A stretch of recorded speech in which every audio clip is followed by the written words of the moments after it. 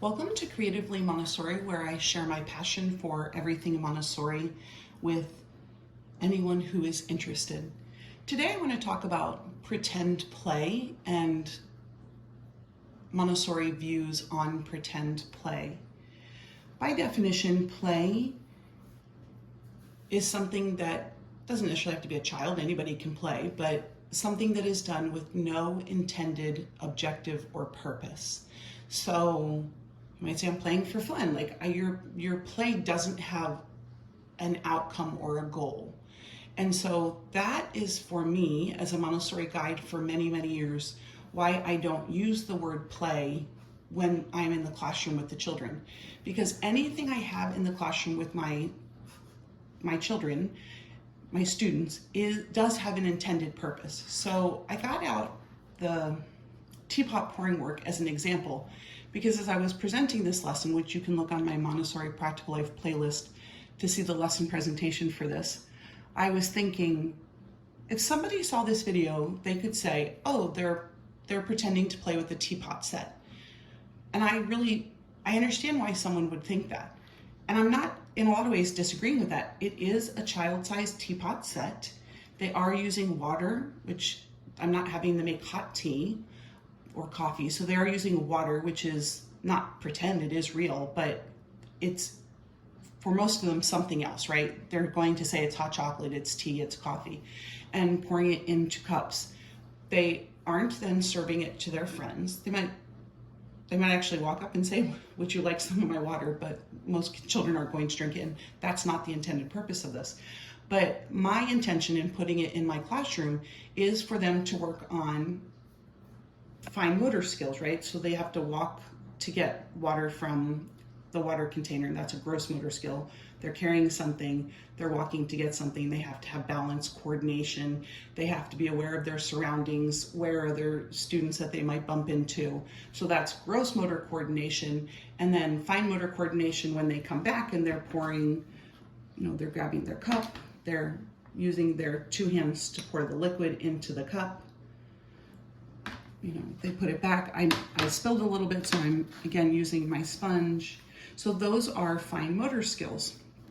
So for me, where it differs from pretend play is that there are desired outcomes for this material, and it is why I have it on the shelf or on a table in my classroom. I actually present the lesson or present the material to one or two children at a time, and then it becomes available for them to choose from. So I think in a more traditional setting, and I was originally trained in early childhood at Purdue University in a completely traditional setting. There wasn't anything Montessori about it, but the children at the time went to stations, right? So they had materials set up on shelves, and most of them were in baskets. So it was a basket of Legos, and it was a basket of blocks, and a basket of whatever it was. There was a pretend play area, a dramatic play area. And so this is something that I think would have gone in the dramatic play area. And you would have sat at a table with a friend and you would have served tea. And again, there's nothing innately wrong with that. That again works on social skills and it works on verbalization. But it's not that those things don't happen in a Montessori environment. When I set this up in my classroom, my daughter Rachel, when she was in the Montessori classroom and she was 3 years old, we had this workout and she poured it, and there was a child sitting on the other side of the table, and she looked at them and she said, would you like some tea? And that child went along with it, and they were like, yes, please. And so for me as a Montessori guide, I observed that. I have no problem with that. She did talk to the other child, and my only concern about that is, was she interrupting their, sense of concentration? And again, most children can go right back to their doing, so that was fine. But so that wasn't a problem. And then the child said yes, and Rachel, kind of acted as if she was going to hand it over to her, and the friend took it and basically pretended to take a sip without touching the cup and then gave it back to Rachel. So that for me is where people think Montessori is so rigid that I don't believe so. I don't believe that's how it functions. We just don't call it play because one of the reasons we don't call it play is because we have an intended purpose for the material. And so I wanted to explain that because I think that Montessori gets a little bit of a bad rap, that it's too rigid, too stringent, that the children don't have enough choices and enough freedom, which I think the exact opposite is true, because in a Montessori environment, you aren't sitting down and being told, we're doing math for this 20-minute period, and we're doing, a sound activity for this 10 minutes. And like in a Montessori environment, the child has a tremendous amount of choice and a tremendous amount of freedom once they show that they can handle it. So Dr. Montessori said, play is the work of the child. And I completely agree with that. As Montessorians, we just have kind of shortened it to, this is a work material, or this is material in our classroom. I always referred to what we did outside as play. So I would say, oh, we're going to go play outside.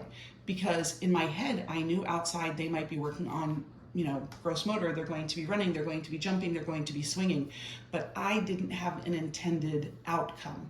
I didn't say, oh, Sylvia is 4, and so I need to be working with her on how to swing on the swing. I might do that. I might see she's struggling with how to swing, and I might walk over and say, oh, let me help you do that.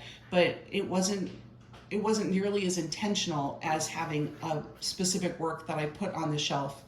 It really was, their swing was there all the time. I didn't take the swing away and put the swing out certain times of the year. The swing was out there.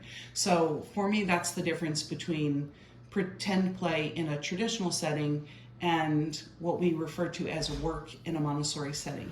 I would love to hear your thoughts. I'd love for you to comment and let me know if you have different thoughts, if you agree, if you feel like I've left something out that should have been included in this short little snippet. And I look forward to hearing from all of you. Please hit that like button, subscribe, and hit the bell for notifications, and I will see you next time.